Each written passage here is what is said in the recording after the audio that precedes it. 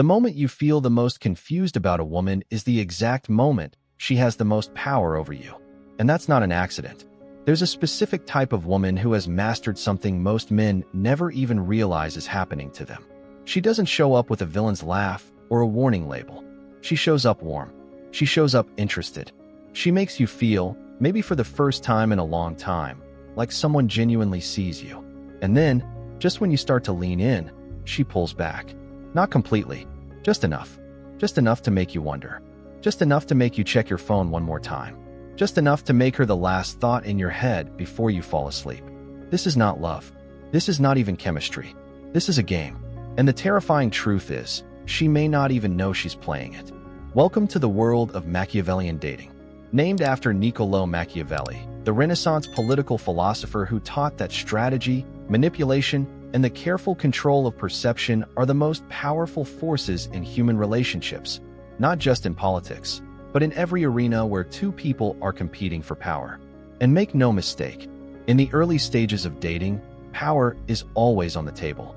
In this video, we're going to break down the psychological architecture behind how certain women use mind games, emotional scarcity, and strategic behavior to hold your attention hostage. And at the very end, we're going to reveal something that almost no one talks about.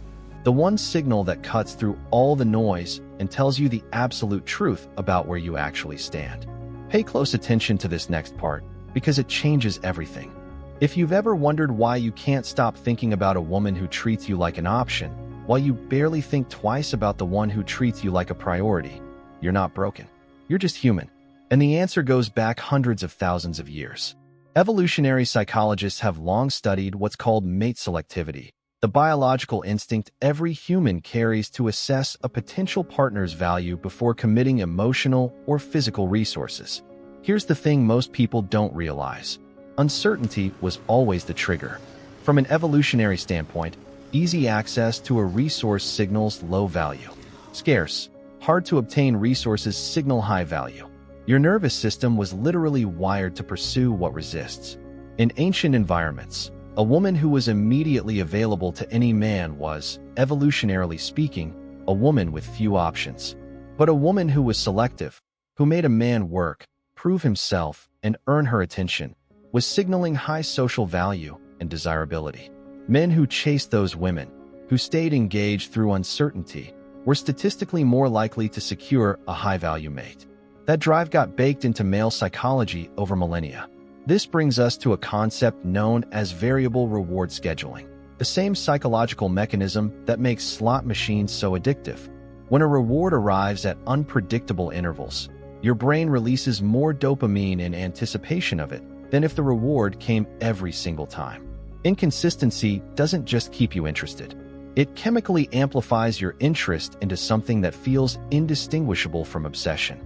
Now here's where most people get it wrong. They assume a woman who creates this feeling is doing so with cold, calculated intent. Sometimes that's true, but often, she's operating on deep social instinct, patterns she absorbed from culture, from watching other women, from early experiences that taught her attention follows unpredictability. Whether it's conscious or not, the effect on you is identical. Your brain doesn't care about her motives. It only registers the pattern. And once that dopamine loop is activated, logic rarely wins. Understanding this isn't about blaming biology or excusing manipulation. It's about recognizing that you're not crazy for feeling what you feel. You're just responding to a stimulus your nervous system was designed to respond to. That awareness is the beginning of real power. Now let's go deeper. Because understanding why the game works is one thing. Understanding how it's being run on you is something else entirely. The most effective form of psychological influence in modern dating isn't aggression. It isn't cruelty. It's strategic ambiguity, the deliberate management of how much of herself a woman reveals and when. A woman operating with Machiavellian instincts understands something profound. The moment you fully understand her, the spell breaks. Mystery is not a byproduct of her personality. In many cases, it is a tool. The first technique is what psychologists call strategic ignoring. This is not the same as being busy. Strategic ignoring is the selective withdrawal of attention after a peak moment of connection. She has a great conversation with you. You laugh, there's real warmth, she touches your arm. and then she goes quiet for 2 days. No explanation, no fight, just silence. Your brain, now conditioned by that peak experience, fills the silence with anxiety. You replay the conversation. You wonder what you said wrong. You reach out. And the moment you do, you've confirmed to her subconscious, and yours, that she holds more emotional leverage in this dynamic than you do. The second technique is emotional scarcity. This is the management of emotional availability, giving just enough warmth to keep you invested, but never enough to make you feel secure. She compliments you, then becomes cold. She opens up about something personal, then acts distant the next time you see her. This push-pull creates what psychologists call an anxious attachment loop, a state in which your nervous system is constantly scanning for signs of her approval, making her emotional temperature the dominant emotional weather in your life. The third and perhaps most powerful technique is what we might call social proof weaponization. She mentions other men, casually, with zero drama. "Oh, this guy I used to talk to said the same thing. My friend who keeps asking me out texted me that." She's not bragging. She's calibrating. She's using the subtle presence of competition to activate your territorial instincts and remind you, at a subconscious level, that her attention is a finite resource that other men want. Pay close attention to this next part, because it changes everything. None of these techniques require malice to be effective. A woman can be genuinely kind, genuinely uncertain about her own feelings, and still be running these patterns, because they work, and they work regardless of intent. The question is never whether she's a bad person. The question is whether you're willing to see the game clearly enough to stop being played by it. The Machiavellian dating dynamic is not about monsters. It's about two people operating from unexamined psychological scripts, and the one who examines theirs first holds all the power. Let's make this concrete. Let's put you in the room. Scenario 1. Imagine you've been texting a girl for 3 weeks. The conversations are good, really good. She sends long messages. She asks follow-up questions. She remembers details you mentioned in passing. Then you ask her on a date. She says yes. The date goes well. You drop her off, and the night feels electric. Then nothing. 2 days of silence. On the third day, she sends you a meme with zero context. You respond immediately. She replies 6 hours later with a one-word answer. You are now completely unraveled, and she hasn't even done anything wrong, technically. This is strategic ignoring working exactly as designed. The connection was real. The silence was strategic, whether she knew it or not. Scenario 2. Imagine you meet a woman at a social event. She spends most of the evening talking to you. She leans in. She laughs at your jokes. At the end of the night, she gives you her number. The next day you text her. She's warm, but slightly more reserved than the night before. A week later, she posts a photo on Instagram. She's out with a group, and there's a guy in a few of the pictures. You don't know who he is. You shouldn't care, but you do, because she never told you she wasn't seeing anyone. She never had to. The ambiguity is the message. Scenario 3. Imagine you've been dating a woman for 2 months. Things feel close to official. You spend weekends together, you know each other's friends. But every time you try to have a direct conversation about what you both are, she deflects.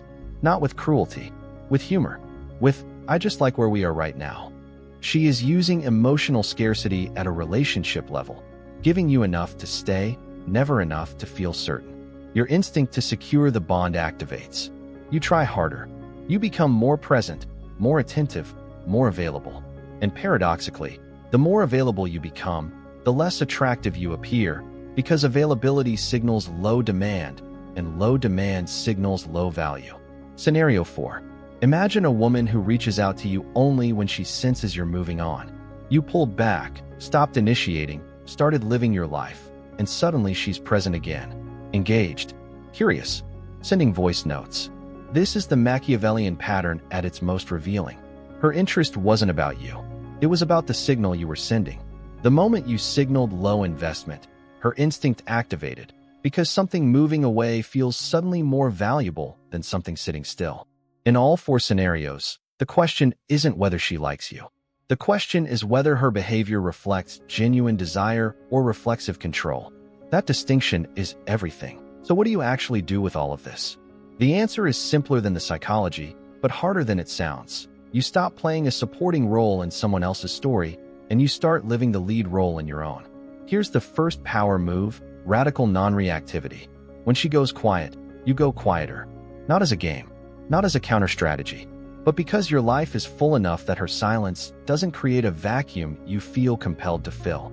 The man who has purpose, friendships, goals, and a rich inner life is not lying awake analyzing a girl's text response time. He's busy, and that busyness, that genuine investment in his own life, is the most magnetic signal he can send because it's real. The second power move is clarity over chemistry. Machiavellian games thrive in ambiguity. They lose their power when you name what you see, calmly, without accusation. I noticed that things seem to run hot and cold between us. I'm interested in something consistent. Are you? That one sentence does three things. It demonstrates self-awareness, it signals high standards, and it forces a moment of honesty that breaks the strategic ambiguity loop. A woman who is genuinely interested will step forward. A woman who is playing games will either escalate the game or reveal herself through her discomfort with directness. The third power move is the hardest: detachment from the outcome. This is not indifference. This is the mature understanding that your value is not determined by whether a specific woman chooses you. The obsession that mind games create is directly proportional to how much of your self-worth you have placed in her hands. The antidote isn't to care less about women. It's to care more about yourself. When your sense of self is solid, no amount of hot and cold behavior can shake your foundation. And here's the paradox. The more solid your foundation becomes, the less likely genuinely healthy women are to run games on you, because you become someone who simply wouldn't tolerate it long enough for the game to take hold. This brings us to a concept known as earned confidence. Not arrogance, not performance, but the quiet certainty of a man who knows who he is and what he will and won't accept.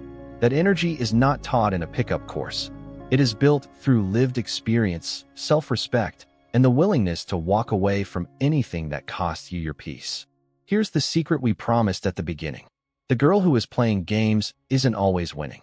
Most of the time, she's stuck in a loop too, chasing the feeling of being chosen, never trusting the men who choose her too easily, never fully surrendering to something real. The game isn't power. The game is armor. The real question isn't how do you beat the game. It's, are you someone who no longer needs to play it? Leave a comment below. Tell me, have you ever been on the receiving end of this?